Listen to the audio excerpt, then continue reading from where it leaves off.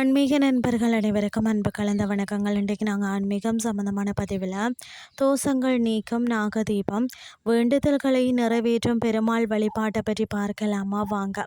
காஞ்சிபுரம் மாவட்டத்தில் பார்த்திங்கன்னா அந்த மையப்பகுதியில் அமைந்திருக்கக்கூடிய பச்சை வண்ண பெருமாள் திருக்கோயிலில் மிகவும் தொன்மையான மற்றது சிறப்புமிக்க அதாவது வைணவ தலமாகவும் இருக்கிறது.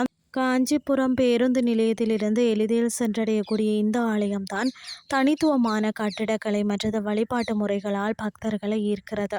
இக்கோயிலின் முக்கிய தெய்வம் பச்சை வண்ண பெருமாள் ஆவார். இவர் பார்த்தீங்கன்னா மரகத மேனி உடையவராக, அதாவது பச்சை நிற திருமேனியுடன் நின்ற கோலத்தில் காட்சியளிக்கிறாராம். இந்த அபூர்வமான திருவுருவம் பக்தர்களுக்கு சாந்தமான மற்றது அமைதியான தரிசனத்தை வழங்குகிறது.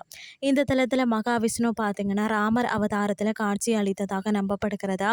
இதன் காரணமாக தான் கருவறையில் தாயார்கள் இல்லையா, இங்கே பெருமாள் ஜோதி வடிவில் காட்சி தருகிறாராம். அது மட்டும் இல்லாமல் பார்த்தீங்கன்னு சொன்னால் கோயிலின் பிரகாரத்தில் அம்பாள் மரகத வள்ளிக்கென தனி சந்நிதி அமைந்திருக்கிறதா. மரகத வள்ளி தாயார் பார்த்தீங்கன்னா யந்திர ரூபிணியாக வழிபடுகிறாராம். இவர் சீதை மகாலட்சுமி ஆகிய 3 தாயார்களின் அம்சமாக இந்த தலத்தில் அருள் பாலிக்கிறார் என்பதும் குறிப்பிடத்தக்கது.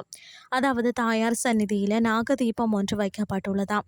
இந்த நாகதீபத்தை ஏற்றி வழிபட்டாலே நாகதோஷங்கள் நீங்கும் என்பது பக்தர்களின் நம்பிக்கையாக இருக்கிறது.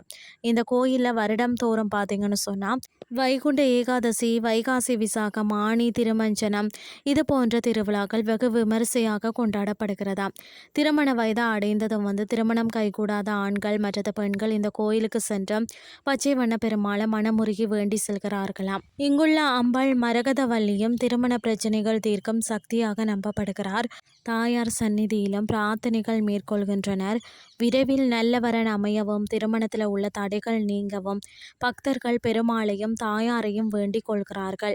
நீண்ட கால நோய்களில் இருந்து நிவாரணம் பெறணும்னாலும் கல்வியில் சிறந்து விளங்கணும்னு சொன்னாலும் மாணவர்கள் இங்கே பிரார்த்தனை செய்கிறார்களாம்.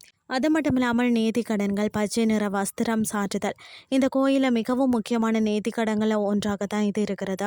மூலவரான பச்சை வண்ண பெருமாள் பச்சை நிற மேனியை கொண்டிருக்கிறதால பக்தர்கள் தங்கள் வேண்டுதல்களை நிறைவேற்றியவுடன் சுவாமிக்கு பச்சை நிற பட்டு வஸ்திரம் அல்லது சாதாரண பச்சை நிற ஆடைகளை காணிக்கையாக செலுத்துகிறார்களாம். நாகதோஷத்தால் பாதிக்கப்படுறவங்க தங்கள் தோஷம் நீங்கியவுடன் தாயார் சந்நிதியில் உள்ள நாகதீபத்தை ஏற்றி வழிபாடு செய்கிறார்கள்.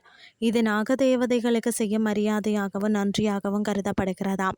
சில பக்தர்கள் தங்கள் வேண்டுதல்கள் நிறைவேறியவுடன் கோயிலுக்கு வரக்கூடிய பக்தர்களுக்கு அன்னதானம் வழங்குவது அல்லது இனிப்பு பொங்கல் போன்ற பிரசாதங்களை வழங்குவது போன்ற நேர்த்திக்கடன்களையும் செய்கிறார்கள். பச்சை வண்ண பெருமாள் திருக்கோயிலில் செய்யப்படக்கூடிய ஒவ்வொரு பிரார்த்தனைகளும் பக்தர்களின் ஆழ்ந்த நம்பிக்கையும் இறைவன் மீது இருக்கக்கூடிய அன்பையும் வெளிப்படுத்துகிறது. நிறைவேறிய வேண்டுதல்களுக்காக செலுத்தப்படக்கூடிய நேர்த்திக்கடன்கள் தான் பக்தர்களுக்கும் இறைவனுக்கும் இடையேயான பந்தத்தை மேலும் வலுப்படுத்துகிறது. இன்றைய ஆன்மீகம் சார்ந்த பதிவு உங்களுக்கு பிரயோஜனமாக அமைஞ்சிருக்கும்னு சொல்லி நானும் நம்புகிறேன். இதே மாதிரி மற்றும் ஒரு ஆன்மீகம் சார்ந்த பதிவோடு உங்களை சந்திக்கிறேன். நன்றி.